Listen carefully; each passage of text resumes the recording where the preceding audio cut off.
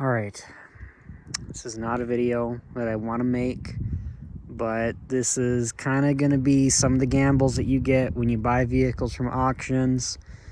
It's March 30th today. There was absolutely no snow on the ground at all other than snow piles yesterday. And I got this home from Fargo, and on the auction it said run and drive, and yeah, I mean, it would start and it would run and it would go in gear, but it was puking oil out, and it looked like it was coming from the oil filter housing or the oil filter cooler housing.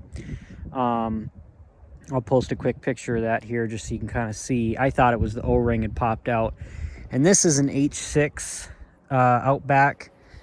Now, this is something, I mean, I've had a bad week already, and this is the final nail in the coffin that makes me want to fucking down a bottle of whiskey, and I don't even drink.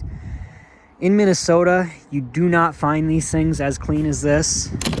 The dead giveaway, when you open this door up, this dog leg back here will always be rusted out, and if these things are clean, this vehicle is worth its weight in gold.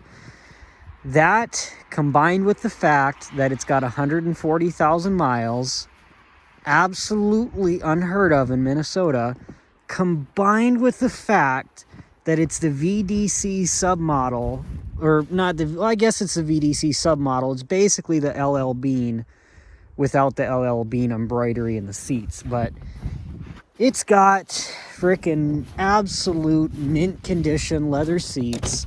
Not a ding anywhere on the body other than the stuff in the front. It's got deployed airbags, and it's got the automatic climate control and the higher end factory sound system. And then it's got the dual sunroofs. I mean, this thing, no doubt about it, if this thing was fixed up in the front, it would bring $6,000 sell that day. And I know, because if you couldn't tell by the sign I got hanging up in front of my garage, all I do is Subarus. I mean, that's like my go-to specialty. Now, I bought this, and the hammer price was $550 through IAA. After auction fees and tax, it was like $853 or something like that. Not a bad price, because again, this ain't hit that hard in the front. The front bumper cover was still on there. You can see it's a little bit tweaked and messed up. I mean, as any body guy would tell you, it's not that bad. I mean, in reality, I bought this assuming I would need, and again, I've got about 5 or 6 parts cars, so this is going to cost me $0 to build other than paint and labor. So I needed the crash bar, the radiator support, the coolers, the hood, the bumper cover, and one fender.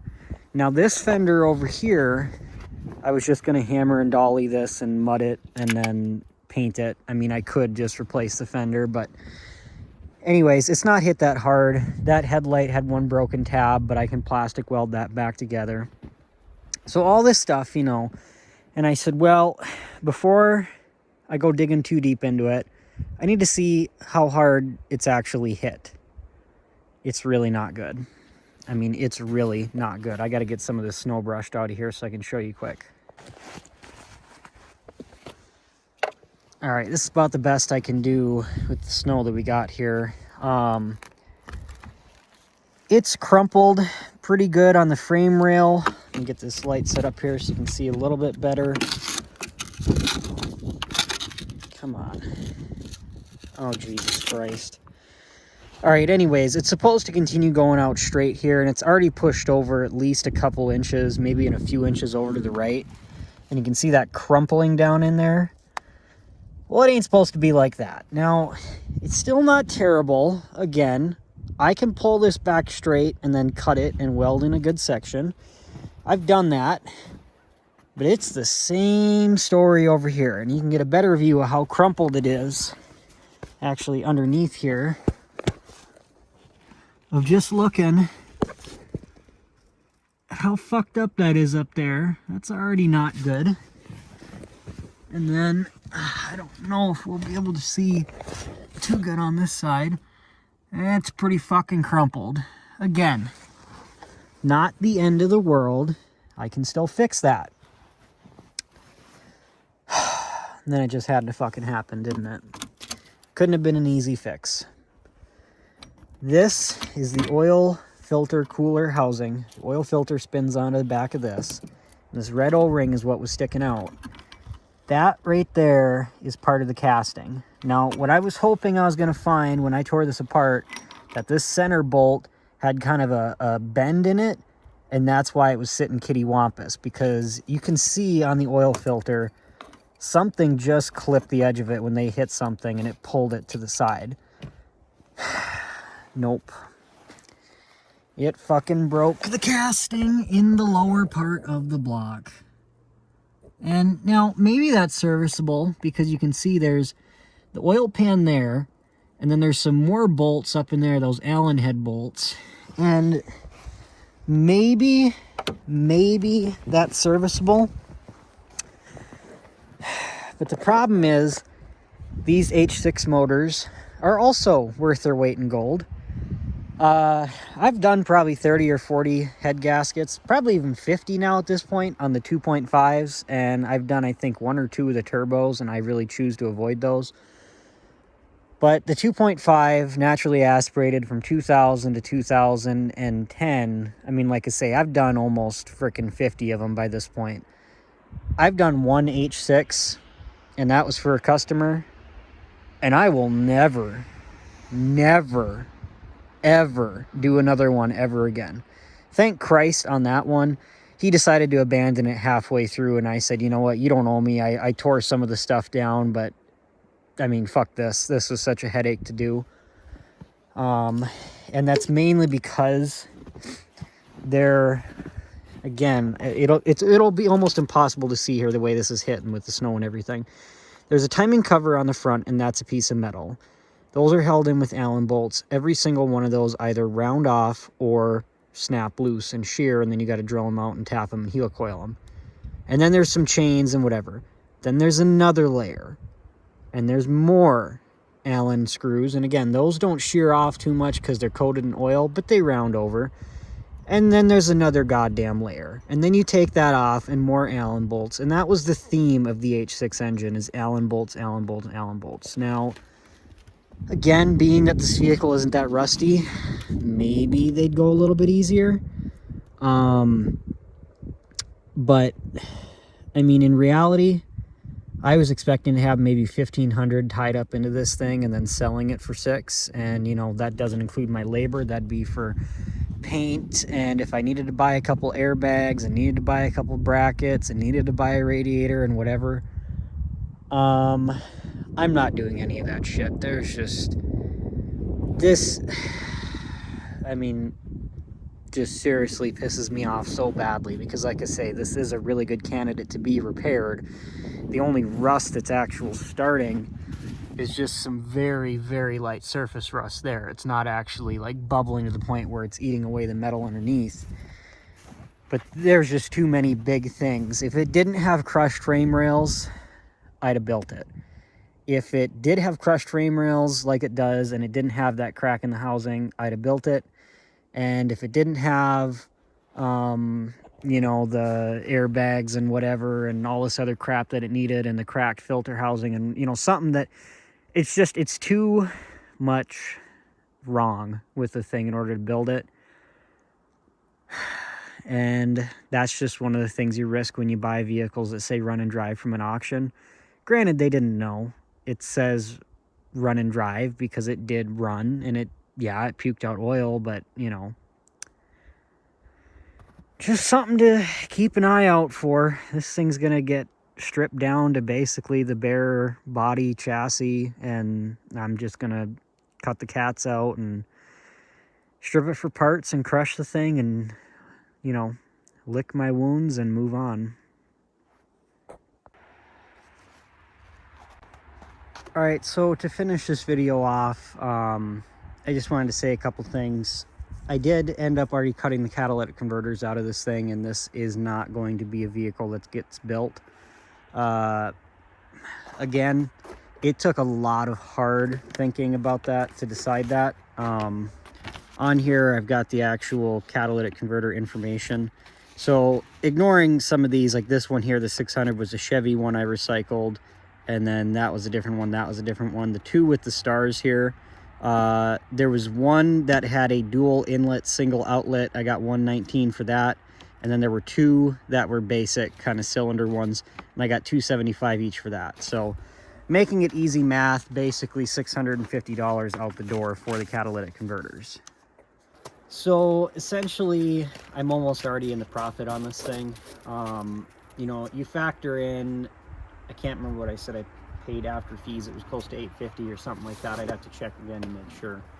The scrap weight on this, even if I bring it to the place in Bemidji where I only get 100 a ton, which again is bullshit, you know, that I usually get about $200 with no engine and transmission, kind of thrown with some miscellaneous scrap pieces, you know, scrap rotors and drums and whatever.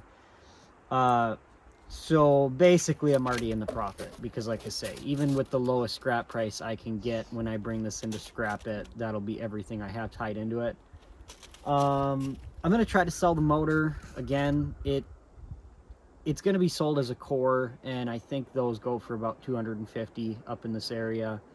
The transmission, probably get about $300 for that, maybe $250, so that's about $500.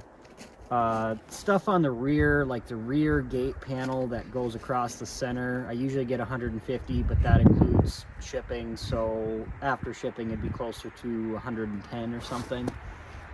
Same thing with taillights, about $50 a piece. So there again, almost $750. The seats are probably $100 a piece, so, you know, say $1,000. And then miscellaneous trim pieces, there's some pretty expensive stuff in there, probably $500 worth. Airbags I can't sell on eBay, that's just part of their liability thing. I can sell airbag modules, but I haven't had great luck with that. And then, because it's basically the LL Bean, but not, since it's the VDC, there's a lot of other trim pieces. For example, the steering wheel, since this is the wood grain up around the top, that'd probably bring about 125, maybe 100.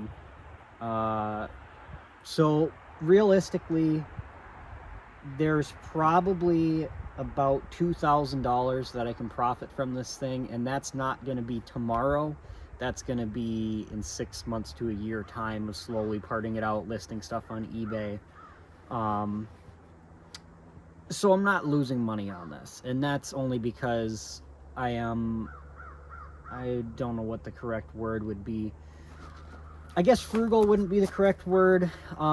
Anytime I have something like this where I think, okay, I'm going to lose a bunch of money, that's why I buy stuff for cheap. I'm not the guy who goes out and buys a 2016 F-150 that's a rollover for 12 grand and then find out, oh, it's going to cost 30 grand to fix and it's only worth 30.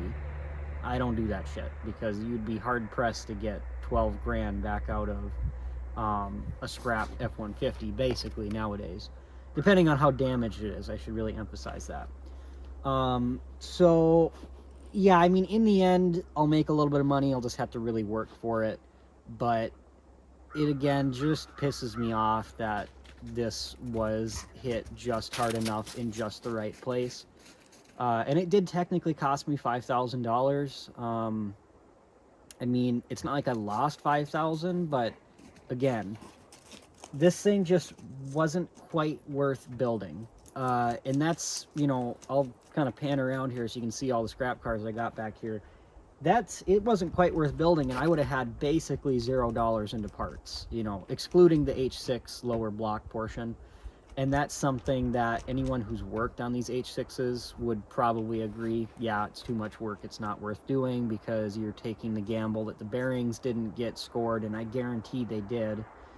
And then you're taking a gamble that all the other internals are good, and I have no way of verifying that until I put all this time and energy and money into fixing that.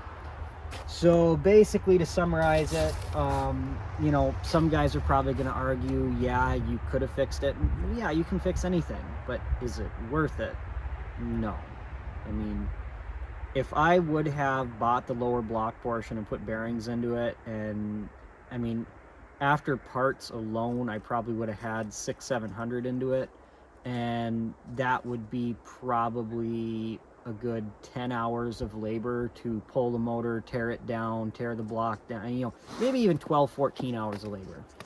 And I only charge $50 an hour, but I factor that into my cost of stuff. If my time, I mean, my time is worth $50 an hour to me. If I'm gonna be working on this, again, say 12 hours, 50 an hour, that's 600. So that'd be another 1,500 I'd be into it. And then I couldn't have cut the cats out of it. You know, I would have had to sell it with the cats. So I then would have been into the car for roughly $2,400 or something.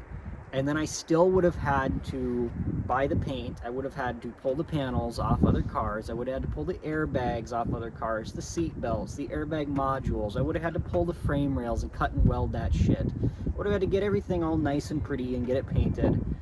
And let's just say 3,000 into it. And that's if I'm lucky, if the motor's salvageable. And then I would have had to get it detailed, again, another 250. And then I would have had it sit on my lot for, again, maybe only a week, maybe 2. It's hard to tell with the market nowadays. And then I would have, yeah, like I say, gotten maybe 6, 7, and I would have maybe profited 3, 4,000, probably closer to 3. So again, you figure I can do all that work, all of it, and just hate myself by the end of it, and then maybe profit 3,000. Or I can just do the passive income and then profit 2,000, maybe a little bit more. So, like I say, it's a little bit back and forth. I was really on the fence about it, but I think I made the right call on it. It's just, it's a shame. Again, you can't find these things rust-free up here, but you can't fix a car just because it's rust-free. There needs to be only 1 or 2 red flags, and again, this one had plenty. So yeah, I guess that pretty much summarizes this video. I'm not going to be doing a build on it. Like I say, it's done. It's going to the graveyard, but that's pretty much it. Sometimes you win, sometimes you lose. Just take this as a lesson learned. If you're going to buy something more expensive, where if I had paid $2,000 for it, I'd have broke even after all my work. So if you're going to spend any more than $1,000 on anything in an auction, go inspect it, or you're going to find something like this and you're probably going to get burnt.